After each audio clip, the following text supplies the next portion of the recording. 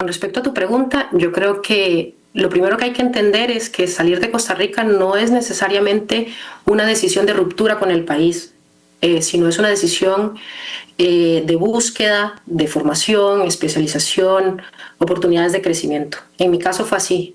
Yo inicialmente salí buscando la oportunidad de una formación más especializada en el área de nanotecnología y ciencia de materiales. Y una vez fuera, me di cuenta o descubrí que también había una posibilidad real de construir una carrera científica sostenida, con tiempo para investigar, acceso a infraestructura, colaboración internacional, una ruta profesional muchísimo más clara que la que yo tenía cuando estaba en Costa Rica. De hecho, yo creo que cuando hablamos de atraer talento, para mí la pregunta va más enfocada, debería de ser más enfocada, no de si la persona quiere volver o no, sino en qué condiciones se volvería. Y aquí quiero mencionar algo que, por ejemplo, volver a Costa Rica siempre ha sido algo que ha estado en mi cabeza o en mi horizonte, pero las condiciones que hay actualmente a veces no se prestan. Entonces hay varios puntos claves. Lo primero, creo que en Costa Rica es necesario ofrecer condiciones reales para hacer investigación, no solo para dar clases. Y a esto con lo que me refiero es que es fundamental que si vamos a atraer a alguien que quiere ser o que quiere formar una carrera científica, no tenemos que cargarlo o darle una carga de docencia y administrativa tan grande, porque la investigación pasaría a un segundo plano y así nadie va a querer ir. Y esto es una de las razones, por ejemplo, en mi caso, que hizo que no, en un momento que me planteé regresar a Costa Rica, no lo hiciera, porque veo también el ejemplo que con mis amigos que están por allá.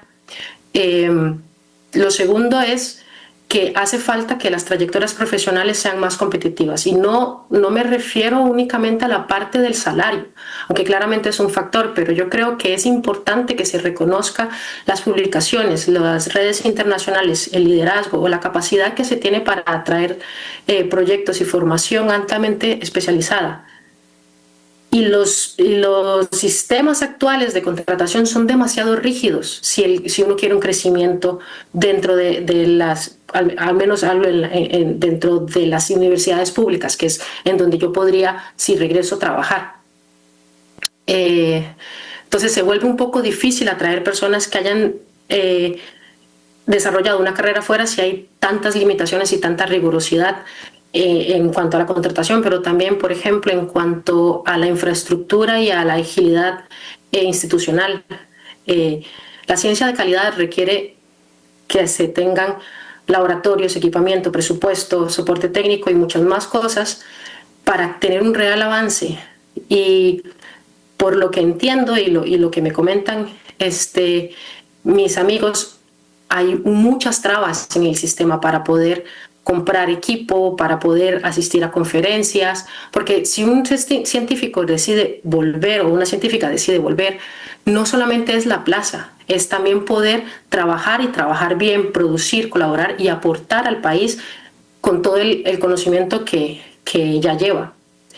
Y por último, y en lo que me he enfocado en los últimos años, como aporte, es poder tener una relación con la diáspora científica. Yo creo que hoy en día no debemos de pensar en términos de si alguien se fue o si volvió. Yo creo que la ciencia actual debe de funcionar como una red. Hay muchísimas maneras en que las personas las personas costarricenses que estamos fuera podemos seguir aportando al país. Por ejemplo, y aquí voy a mencionar cosas con las que yo he hecho en los últimos años, como dije, es en colaboraciones. Colaboro activamente con mis compañeros de la Universidad de Costa Rica, por ejemplo. Hace 2 años fui a darles una capacitación durante un mes para que puedan hacer medidas especializadas en uno de los equipos que ellos tenían, en el cual yo tengo un expertise. Formación de estudiantes. Hace 3 años tuve al estudiante de un colega aquí haciendo un curso de verano, donde la formé también para que ella pudiera ir y transmitir ese conocimiento. El problema es que como mencioné antes, la estructura de la universidad hizo que ella no tuviera la oportunidad de seguir o que no había como una categoría para poderla contratar dentro de la universidad. Ella terminó yéndose a Bélgica a hacer una maestría y ahora, según entiendo, ya tiene una oportunidad para desarrollar un doctorado.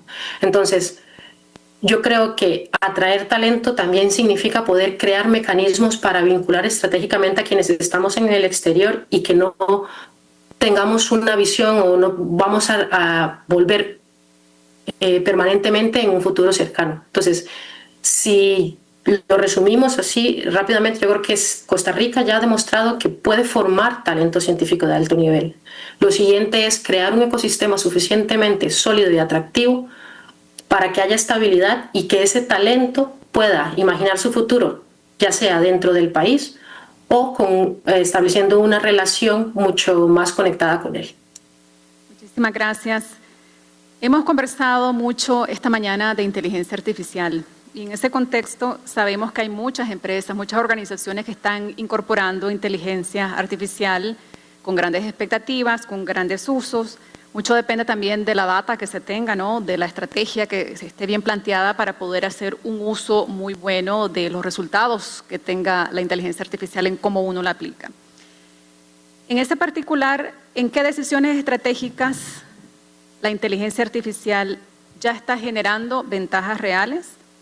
¿Y en cuáles todavía crees vos que existe más expectativas que realmente el impacto que puede generar? Bueno, muy buenas tardes. Ahora sí, sé que es ya la hora del almuerzo, entonces voy a tratar de hacerlo lo más dinámico posible. Esta pregunta es muy interesante. ¿Por qué? Porque es cierto, cuando...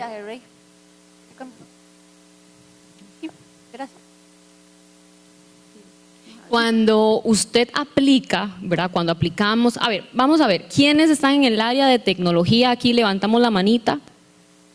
Ok.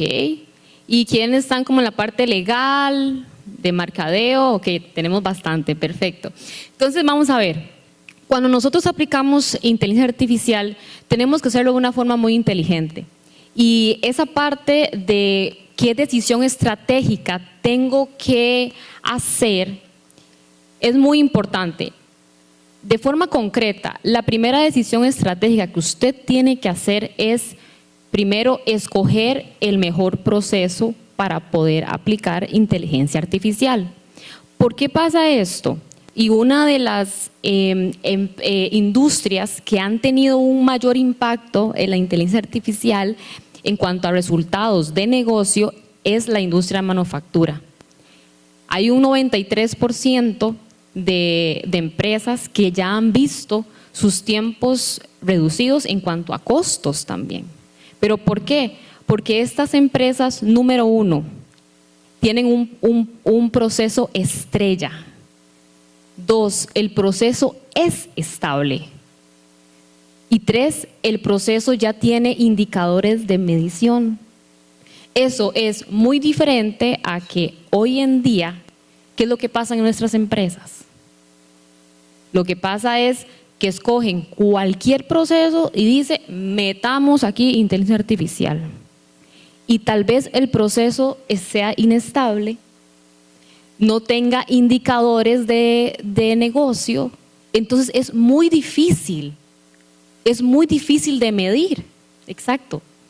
Entonces, si lo queremos poner, por ejemplo, en un caso de uso de nuestras empresas. Supongamos que me dice mi jefe, vea, Lisa, yo quiero que usted ya deje de hacer reportes manuales y comience a crear un dashboard con inteligencia artificial para que los insights suyos se generen automáticamente. Excelente. Yo digo, sí, vamos, yo llego, trabajo, ¿verdad? Construyo todo la herramienta, lo presento con mis jefes y todo el mundo aplaude. ¡Qué chiva! Me encanta, ¿verdad? Pero ¿qué pasa? Al día siguiente me llega un mensaje por Slack de un cliente. Vea, Lisa, ocupo que me genere ese reporte. Lo necesito ya. Entonces, ¿yo qué hago? Dejo mi herramienta, comienzo a hacer el montón de cosas, ¿verdad? Lo envío por correo. ¿Y qué pasa?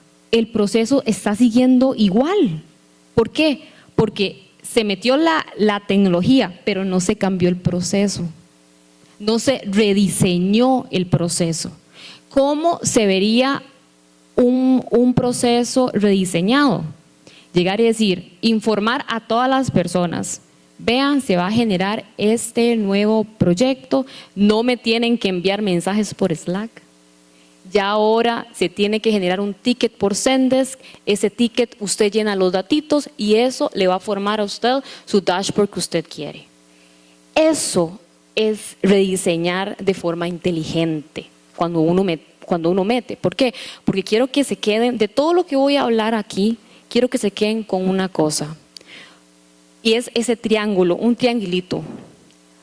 Cuando, digamos, no puedo hacer esto, son tres, ¿verdad? Uno es las personas, otro es la tecnología y la otra son los procesos. Entonces, cuando usted mete tecnología o usted actualiza tecnología, usted recuerde que está tocando personas y procesos. Entonces, es muy importante que podamos primero elegir a un proceso correcto. Segundo, importantísimo, muchas empresas piensan y dicen, estamos en una transformación digital. Y realmente lo que están haciendo es automatización. ¿Y cuál es la diferencia entre automatización y transformación? La automatización es hacer lo mismo, pero más rápido. Es como un conejo. El conejo pequeñito corre, pero cuando ya comienza a crecer va a correr más rápido. Pero siempre ha corrido, pero lo corre más rápido. ¿Qué es una transformación? Veámoslo así como una mariposa que antes se arrastra y ahora ¿qué hace? Vuela. Estamos completamente transformando el proceso. ¿Ven? Entonces, mucha gente piensa, ¿verdad?, que estamos simplemente automatizando. ¿Cómo se vería esto, por ejemplo, en el campo laboral? ¿Verdad? Usted puede llegar y decir, ok, ¿quiénes de aquí leen como 1500 correos al día? Es un montón, ¿verdad? Un montón, es el día a día, ¿verdad? Ahí la compañera dos manitas, muy bien. Entonces, es cierto. Entonces, si yo utilizo una herramienta de inteligencia artificial para yo poder hacer más rápido ese envío de correo que estoy haciendo, ¿automatización o transformación? Automatización. ¿Cómo se vería, por ejemplo, una transformación? Llegar a decir, vea, el 80% de mis correos se lo tiro a la IA y el 20% que son correos que ocupan más el juicio humano, yo los voy a continuar editando o enviando y lo demás se lo dejo a la IA. Eso es transformar. Y aquí yo no sé cuántas chicas tienen en sus empresas propias de startup. Ninguna es, perfecto, muy bien. Aquí hay otra, muy bien. Un error que cometen muchos cuando se está iniciando un negocio es que piensan primero en la tecnología antes que un problema. Y eso pasa muchísimo. Entonces comienzan a decir, yo quiero ChatGPT, yo quiero cloud, yo voy a OpenCloud, que ahora está un boom, ¿verdad? Es una plataforma de agentes de IA. Y yo quiero esa tecnología. Pero si yo llego y le pregunto, ¿y cuál es el problema que usted quiere solucionar? Y me dice, y yo no sé. Entonces, decisiones estratégicas. 1, retomando, tener un problema bien mapeado. 2, saber si yo realmente estoy solamente automatizando o estoy transformando. Lo ideal es que usted pueda llegar a transformar su flujo de todo este flujo de proceso, ¿verdad? Y la tercera, ¿verdad?, es siempre fijarse un norte. ¿Por qué? Porque si no, es muy fácil que usted pierda ¿verdad? Ese norte, si usted no tiene métricas definidas, ¿verdad?, que pueda complementar toda la estructura de toma de decisión. Muchísimas gracias, Lisa. En tu caso, Fernanda, me gustaría conversar con vos temas de transición energética. Nosotros sabemos que la transición energética tiene y exige reglas estables, ¿no?, para atraer inversión, pero también flexibilidad frente a tecnologías que están evolucionando muy rápidamente. ¿Cómo podrías decir vos que el país pueda actualizar estas regulaciones energéticas sin generar incertidumbre jurídica que debilite esta misma inversión a largo plazo? Muchísimas gracias, Carolina, y gracias a Global Forums por la invitación y la oportunidad de estar aquí hoy con ustedes y de acomodarnos, incluso aunque no podamos estar ahí presencialmente por estar fuera del país. De verdad, gracias por la oportunidad de participar. Con respecto a tu pregunta, Carolina, creo que esto es un tema muy importante que además tiene un ligamen importante también con el tema de AI y de adopción de nuevas tecnologías que van a elevar la demanda de energía y probablemente específicamente de energía eléctrica en el país. Ahora, ¿qué son cambios regulatorios que se necesitan en este momento? Esto es algo que, pues, como asesora legal en temas de energía y ambiente, estamos siempre monitoreando, revisando, debido a que es algo muy prioritario en el país y es un debate que tiene muchísimos años de estarse dando a cabo, cómo reestructurar el sistema energético de Costa Rica. Y esto es porque tenemos un sistema que es muy, muy rígido a nivel regulatorio, que no permite, digamos, la participación de muchos actores de manera flexible en el país en este momento, y entonces ha habido mucho interés en cambiar un poco, en abrir el sistema y en flexibilizarlo, tanto para integrar nuevos actores, pero también para integrar estas nuevas tecnologías que van a ser claves para asumir los nuevos retos tecnológicos que tengamos en el país. Entonces, pues aquí es importante decir que pues, el sistema es tan rígido en este momento que casi cualquier cambio que sea dirigido a apertura sería una señal positiva para inversionistas y gente que tenga interés de invertir o de meterse en estos temas. Eso por un lado. Ahora, siempre es cierto que cualquier cambio que se haga tiene que ser muy planificado, con información muy técnica sobre cuál sería la manera correcta de hacerlo. Entonces, conversando sobre esto y viendo algunos como elementos que es importante tomar en cuenta desde el punto de vista legal, pero también de política pública, es pues en primer lugar considerar que el sistema que tenemos ya en este momento, a pesar de ser muy rígido y a pesar de todos los defectos que tiene, pues es un sistema que ha funcionado por muchos años en Costa Rica, que le ha dado independencia y estabilidad energética al país. Entonces que los cambios que se tengan que dar no se tratan de desmantelar el sistema que ya existe, sino más bien de integrar nuevas cosas, es decir, de hacerlo más participativo, de evolucionarlo y en el tema de que va a haber un incremento en la demanda energética. Ahí es donde hay oportunidades interesantes de integrar nuevas tecnologías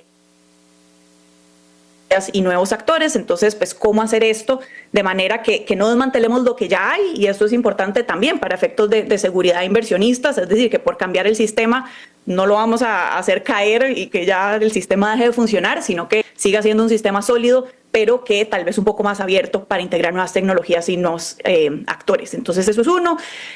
Otro punto importante es que pues, cualquier cambio regulatorio que se haga tiene que dar una señal de que hay una planificación a largo plazo.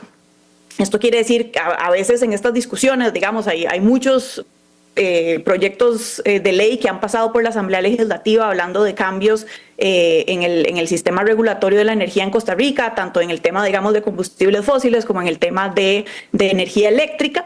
Y entonces con todas estas discusiones a veces hay temas muy puntuales que la gente quiere cambiar inmediatamente.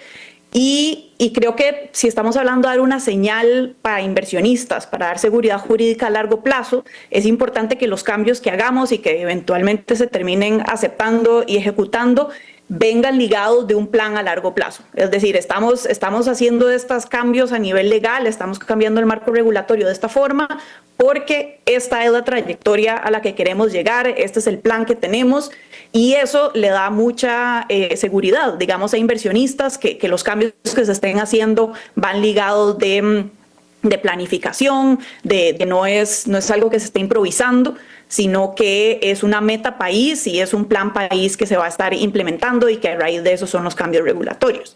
Y por último, creo que pues, cualquier cambio que se haga a nivel legal, pues, muchas veces lo que se habla específicamente es, digamos, de apertura del mercado eléctrico en este momento para incrementar la participación de actores privados, que en este momento está muy limitado en el sistema que tenemos, que es la forma en la que se vaya a abrir el sistema eléctrico se haga con mucha participación del sector privado, precisamente, de la gente que va a participar como potenciales inversionistas o nuevos actores en este sistema, que hayan podido tener injerencia en el proceso de planificación de los cambios regulatorios. Entonces, pues en este momento hay un proyecto de ley específico en la Asamblea Legislativa, el de armonización del sistema eléctrico, que ha pasado por un proceso largo, ha sido impulsado por el Poder Ejecutivo, pero ha ido cambiando a lo largo del tiempo y esto con input tanto del sector privado como del sector público. Y esos son el tipo de procesos pues que a la larga que a veces pues hacen que un proyecto que entró de una manera pues termine siendo un poco diferente a lo que se había pensado, pero que este proceso, digamos, de socialización y de discusión también le da mucha legitimidad a los cambios que se vayan a hacer y dan seguridad a los inversionistas que vayan a entrar a raíz de los cambios regulatorios que se hagan, porque fue un proceso que se discutió a largo plazo. Entonces creo que esos son elementos importantes que tomar en cuenta, de dar señales si lo que queremos es, digamos, fomentar inversión, ya sea extranjera o nacional, en temas de energía, con miras, digamos, a facilitar estos cambios tecnológicos del país, tanto en temas de AI, también evidentemente en temas de movilidad eléctrica. Creo que estos son pues algunos de los elementos importantes que tomar en cuenta.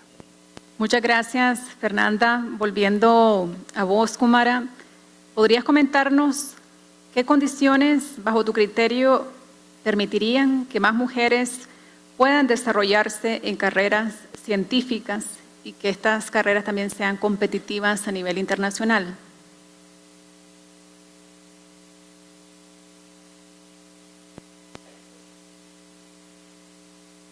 ¿No se escucha el audio, Kumara? Sí, un momento, perdonen que desconecté. Bueno, yo creo que aquí lo primero es reconocer que las mujeres tenemos la capacidad, el talento y la disciplina para desarrollar una carrera científica de muy alto nivel. Y el problema a veces no es ese, de si la mujer puede o no desarrollar una carrera científica de alto nivel, sino creo que el problema muchas veces viene porque estamos haciendo una carrera científica siguiendo trayectorias diseñadas con una lógica que no contempla ni sesgos de género ni la carga de cuidado que recae de una manera desproporcionada muchas veces sobre nosotras las mujeres. En mi caso, tengo una trayectoria científica muy exigente, con una larga formación. Hice una maestría, tengo un doctorado, un postdoctorado, tengo varias publicaciones, he asistido a varias conferencias internacionales, me he tenido que mover internacionalmente 3 veces, actualmente lidero un laboratorio de investigación y recientemente fui mamá y esto me hizo cambiar la perspectiva que tenía, porque era algo que yo sospechaba, pero que confirmé, y es que la maternidad no solamente me transformó mi vida personal, sino que también reconfiguró la manera en la que yo ahora puedo hacer mi carrera científica. Por ejemplo, una anécdota así muy rápida es que hace 2 semanas me invitaron a una conferencia, a mí y a mi grupo, nos invitaron a una conferencia que se va a dar en Alemania en la Sociedad Alemana de Física. Es una conferencia de 6 días que es muy pesada, o sea, muy pesada no, pero es muy intensa porque son 6 días donde uno está duerme en el mismo edificio en el que son las charlas y es la comida y todo, y las la conferencia empieza o las charlas comienzan desde las 8 de la mañana y terminan hasta las 7 de la noche. Este tipo de actividad, por ejemplo, hoy en día para mí es imposible, tuve que decir que no. ¿Por qué? Porque teniendo un niño o un bebé de 15 meses que depende muchísimo de mí, me es imposible decir que sí. A nivel profesional, ¿me hubiera encantado asistir? Por supuesto que sí. ¿Es una gran oportunidad? Por supuesto que sí. Pero con un niño tan pequeño, me era imposible decir que sí. Y algo que me llamó mucho la atención es que lo estábamos hablando en la oficina y uno de mis colegas me dice, yo nunca había pensado que esto podría ser un problema. Y ahí me di cuenta que muchas veces hay unas barreras que nosotros enfrentamos que no son visibles para personas que no las viven. Y entonces, ¿qué es lo que se tendría que cambiar para que esto no nos afecte tanto? ¿No? Sería la respuesta que hay que dar. Yo creo, y vuelvo y repito, hablo desde mi perspectiva, desde lo que yo he vivido, yo creo que es muy importante que podamos empezar desde la infancia con temas de ciencia y tecnología. ¿A qué me refiero? Yo, por ejemplo, yo soy de Limón. Yo salí del Colegio Científico del Atlántico y luego estudié física en la Universidad de Costa Rica. Yo creo que mi trayectoria demuestra que uno se puede tener, que Costa Rica tiene talento en todas partes del país. Pero también me he topado con que hay niñas que dicen, no, es que yo no puedo. No, es que eso es muy difícil, es que eso es una carrera para hombres. He escuchado también. Yo creo que si les enseñamos desde pequeñas que no existe ya esto de carrera que hay una carrera natural para hombre o para mujer, o romper esta idea, ¿no?, de que hay profesiones de hombres y mujeres, vamos a ayudarles a que tengan más habilidad para poder, no habilidad, pero que vean más inspiración para buscar una carrera científica. Que muchas veces, como repetí antes, tal vez tienen un estigma que es para hombre. Yo creo que hay que también, de alguna manera, dejar de penalizar la maternidad y el cuidado dentro de la carrera científica. Como bien mencioné antes, las carreras científicas, y parte de la pregunta es que las carreras científicas son largas y muy competitivas. Y si a esto le sumamos que las mujeres muchas veces somos las que asumimos la mayor carga de cuidado de los infantes, necesitamos políticas un poco más inteligentes, con licencias mejor diseñadas, una corresponsabilidad real, una flexibilidad a la hora de evaluar cuando se tiene que aplicar a fundings, cosas así, donde se contemple que hay pausas por maternidad. Hoy en día aquí en Europa hay muchos organismos que ya están trabajando en función de eso, porque cuando quieres aplicar algo muchas veces hay un periodo de tiempo desde que defiendes la tesis o desde que obtienes el doctorado hasta el momento en el que se va a aplicar. Hay un periodo de tiempo. Y ahora, para las mujeres que hemos sido mamás, normalmente ese rango de tiempo se ha aumentado un año, considerando esto que decía del cuidado de menores. También yo creo que es muy importante transformar la cultura institucional. Y me refiero a cosas muy, muy, muy concretas, como por ejemplo la coordinación, el acompañamiento, la organización y la formación de los equipos. Es importante que se reconozca todo esto, porque muchas veces este tipo de actividades o de tareas las realiza una mujer y no se ve o son cosas que no se... ¿cómo explicarlo? Que no se visualizan y que no se le agradece de alguna forma, no se le da el crédito de liderazgo porque no está visible. Y por último, creo que es muy importante crear redes de mentoría, y esto es algo que también en los últimos años he estado trabajando, porque las carreras internacionales no siempre o no se constituyen por un mérito individual. Yo creo que, y desde mi experiencia, se constituyen con personas que recomiendan, que abren puertas, que invitan a colaborar, que ayudan a visualizar o visibilizar el trabajo que nosotras hacemos. Las mujeres necesitamos cada vez más mentoría. para poder tener un alcance más justo. O sea, y si, para resumir un poquito, para no extenderme más, yo creo que si queremos más mujeres en ciencia de alto nivel, no tenemos que pedirles que se adapten a las estructuras desiguales que hay. Tenemos que transformar estas estructuras para que el talento femenino pueda sostenerse, crecer y liderar en condiciones más justas. Muchísimas gracias. Lisa, ¿qué cambios te gustarían ver a vos personalmente y que pensás que puedan permitir que más mujeres tengan posiciones de liderazgo en temas de tecnología? Imaginémonos que estamos aquí en este mismo foro unos 2, 3 años. ¿Cuáles son esos cambios que te gustaría haber visto que pasaran y que tuviéramos más personas, así como vos, en posiciones de temas de tecnología? Bueno, primero que todo, estoy súper honrada de poder estar también con Kuman y con Carla, creo que se llama. Fernanda, ninguna pegué. Pero es para ver si están despiertos. Les dije que iba a ser dinámico este asunto. Bueno, a ver, a mí me hubiera encantado, ¿verdad?, tener mucho más apoyo en mi carrera profesional. Creo que una de las figuras más importantes que yo tuve en mi carrera profesional fue mi primera vez que yo tuve mi trabajo, mi primer trabajo de analítica. Ya llevo 10 años trabajando en IA y analítica. Mi primer trabajo fue en Microsoft y me recuerdo muchísimo una persona que a mí me cambió la vida, que fue mi hiring manager, que me recuerdo una anécdota muy curiosa que me gustaría compartir con ustedes. Y me recuerdo que era mi primera entrevista técnica y en inglés. Mi cole es bilingüe, ¿verdad? Entonces, pero hace como bastante tiempillo yo no practicaba mucho el inglés, y no es lo mismo tener un inglés técnico, ¿verdad? Entonces, bueno, tuve la reunión con él, me recuerdo muchísimo, y resulta ser que en media entrevista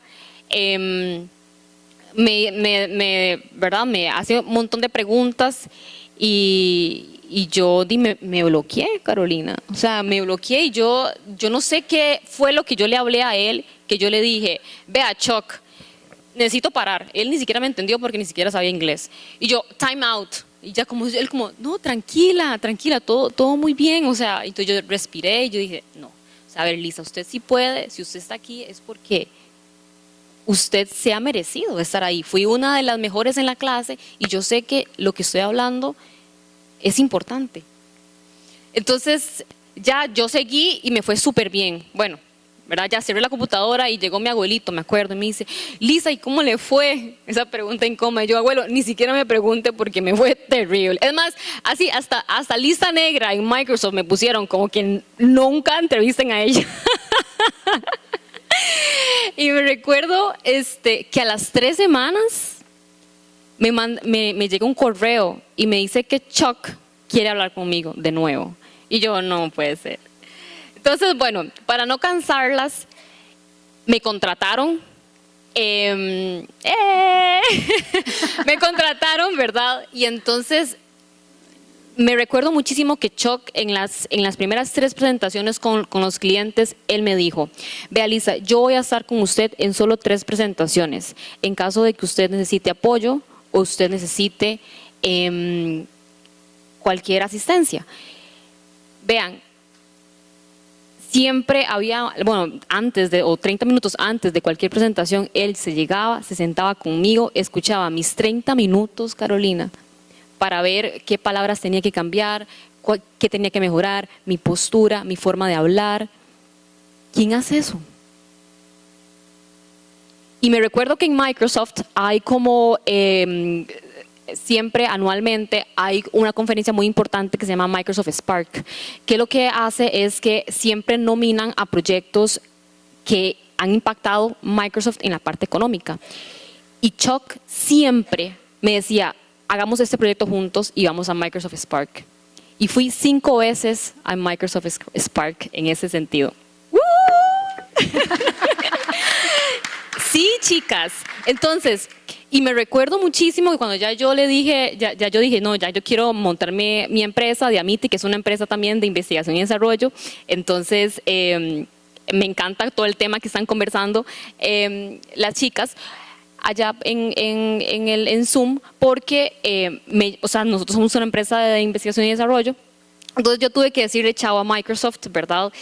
Y yo no me quedé con el clavo. Y yo le dije, Chuck, una pregunta. Yo ya casi voy de salida de Microsoft. A mí me encantaría saber por qué usted me contrató. Porque yo de verdad no lo entiendo, ¿verdad? Entonces viene él y me dijo algo, chicas, muy interesante. Porque él me decía, vea Lisa, yo la contraté a usted primero porque usted supo leer mi expresión corporal. O sea, usted supo saber que yo no le estaba entendiendo nada y supo parar y supo llegar y decirme, tengo que de una forma reestructurar mi pensamiento para que llegue la información. Y esto es lo que yo necesito en esas salas técnicas. ¿Por qué? Porque pasa mucho que uno como técnico, uno comienza a hablar un montón de cosas, pero el de lado no le entiende ni papa, perdón la expresión, pero no le entiende nada. Entonces él dice, yo necesitaba justamente esa habilidad que usted pueda lograr, llegar a captar que usted no me está captando, frenar y volver a reconstruir su pensamiento. Y esa habilidad, yo dije, es esto. 2, la forma en cómo usted se levantó de ese fiasco. O sea, usted simplemente llegó, reseteó su cerebro de una forma tan increíble que yo me quedé como, y él me decía, ni siquiera yo me hubiera levantado de eso. Ve aquí. Y eso me cautivó. Y qué lindo, chicas, porque cuando yo cerré en ese momento la computadora, en ese momento cuando me pasó ese fiasco, yo dije, me fue terrible. Pero vean qué increíble lo que más bien él vio en mí. O sea, él vio cosas que yo ni siquiera hubiera pensado. Todo en esta actividad hablamos sobre la resiliencia, o sea, el hecho de poder levantarse y adaptarse. Dice, sí, se equivocó, pero vámonos, reseteo mi cerebro y sigo adelante. Entonces, con tu pregunta, Carolina, me hubiera encantado, y más bien estoy muy agradecida con Dios, porque justamente esos programas de mentoría son importantes, pero también tiene que venir acompañado de una persona que te empuje a llegar y decir, Graciela o Lisa, vamos adelante, mira, hay un proyecto visible, vamos ahí, nomino a Carla porque ella es esto y esto y esto. O sea, ocupamos a esa persona y ahí es una, para la parte de liderazgo, o sea, el hecho de poder recomendar a personas, recomendar a mujeres, proyecto visible, vamos, ¿verdad? Entonces, muchas veces sí va a haber un shock en nuestras vidas, pero si no, yo dije, yo quiero ser ese shock en la vida de muchas mujeres, de llegar y no solamente brindarles consejos, sino llevarlas al poder, llevarlas a esos proyectos de impacto. ¿Sí? Maravilloso, muchas gracias.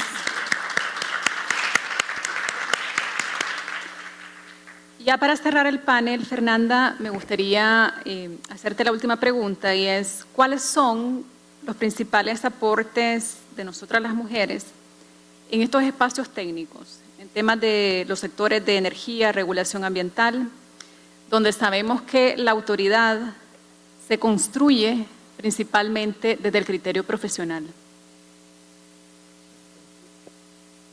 Muchas gracias, Carolina, y muy interesante la pregunta. Yo creo que como estaba pues hablando antes de nosotros, doña Carla, de esas experiencias de entrar a reuniones donde uno llega como mujer y vuelve a ver y se da cuenta que es la única que hay ahí y de cómo afrontar esas cosas, pues esas son cosas que pasan también muy a menudo en el campo ambiental y de energía. Pues yo aquí pues hablando como abogada, pero las dos científicas que están aquí conmigo en el panel lo deben saber mejor que yo, este tipo de experiencias. Y a ver, yo creo que son sectores que poco a poco han ido abriéndose bastante más a la participación femenina, específicamente el tema de sostenibilidad y ambiente. También, como mencionaba doña Carla, este tema es un tema que yo creo que va muy, muy de la mano de ciertas características, digamos, de las mujeres que son innatas o que más o menos se consideran innatas, temas de consideraciones intergeneracionales, temas de cuidado, temas de respeto, específicamente en temas de la naturaleza en este caso, pero que van muy ligadas a cómo operamos y trabajamos las mujeres. Entonces el tema de sostenibilidad yo creo que poco a poco ha ido integrando más a las mujeres. Creo que en el tema de energía todavía hay bastante más espacio para que se abra más a la participación de líderes femeninas. Ya hay evidentemente muchas lideresas femeninas en estos temas, pero todavía sigue siendo, yo creo que un campo como tradicionalmente liderado por los hombres. Específicamente en temas de energía, casi siempre en las reuniones en las que me toca ir, casi siempre son solo hombres. Muy pocas veces me toca realmente poder participar con mujeres en este tipo de temas.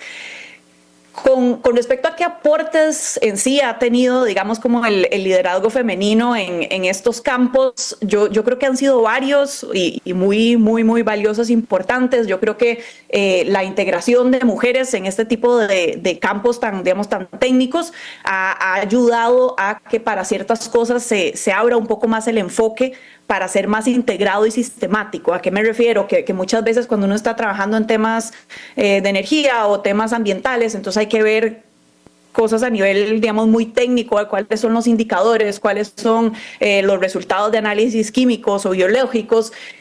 Y a veces, digamos, las mujeres tendemos mucho a integrar otros factores a la hora, digamos, de tomas de decisiones. Entonces, integrar, claro, la parte técnica y de los datos que estamos recibiendo, con también consideraciones, por ejemplo, sociales, comunitarias, temas de cómo esto tiene un efecto ambiental, pero más de una forma un poco más holística. Entonces, la idea como sí, tener un enfoque un poco más integrado en general.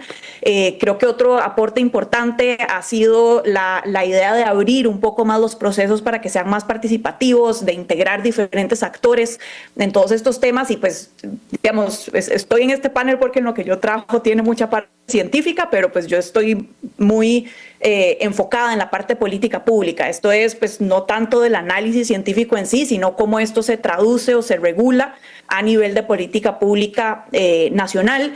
Y es en estos proyectos o en estas cosas donde la participación se vuelve fundamental, digamos, para entender los intereses de los diferentes actores. Si se quiere pasar una nueva ley sobre un tema de energía o un tema ambiental, cómo esto va a afectar a las diferentes personas que están alrededor, ya sea a nivel comunitario, del sector privado, del sector de sociedad civil.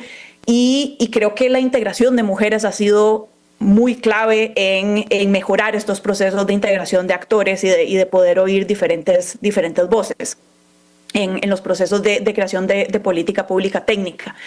Y por último, otra de las cosas que creo que también entramos a cambiar un poco el esquema y a enfocarnos más son temas de visiones de largo plazo y de sostenibilidad a largo plazo, digamos, en temas de impactos intergeneracionales, es decir, estas cosas que estamos haciendo, cuánto tiempo van a durar y a largo plazo qué impacto van a tener. Muchas veces pues tenemos los datos técnicos de cómo esto va a tener un resultado mañana, pero ese resultado que se va a producir mañana, ¿cómo va a afectar en 3 años, 5 años, 50 años? Creo que con nuestra participación también hemos podido enfocar un poco más en esto. Y pues claro que con estas cosas pues también hay muchas generalizaciones y estereotipos que entran, digamos, pero creo que, es decir, hay estudios muy claros de cómo integrar diversidad en equipos técnicos genera mejores resultados. Es decir, que si solo hay gente que piensa igual y que se ve igual, los resultados suelen ser más limitados versus teniendo diferentes enfoques, diferentes experiencias de vida. Y en este caso, por ejemplo, como hablaba Kumara, el tema de la maternidad es muy distinta de cómo la perciben los hombres, digamos, incluso cuando están involucrados en temas de paternidad, y cómo esas experiencias de vida nuestras pueden entrar también a aportar diferentes perspectivas y pues integrar cosas que de otra forma no se hubieran integrado, aún incluso cuando hablamos de temas como súper técnicos y que están muy basados en datos.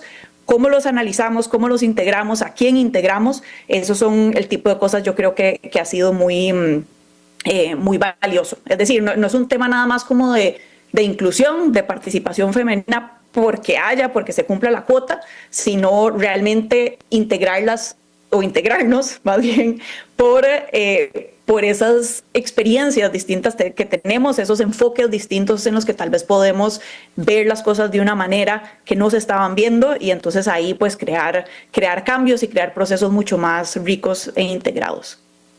Muchísimas gracias, Fernanda. Un placer conversar. Lisa, Kumara, Fernanda, un saludo para ustedes allá. Muchísimas gracias por conectarse, por crear este espacio para compartir con nosotras por acá.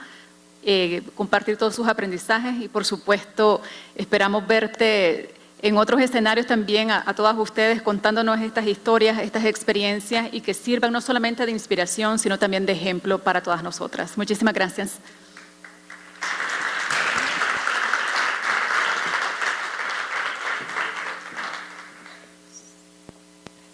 Tras este panel tan interesante, llega el momento del almuerzo. Nos vemos en 45 minutos con más ponencias y paneles de nuestras invitadas. Así que buen provecho y nos vemos muy pronto.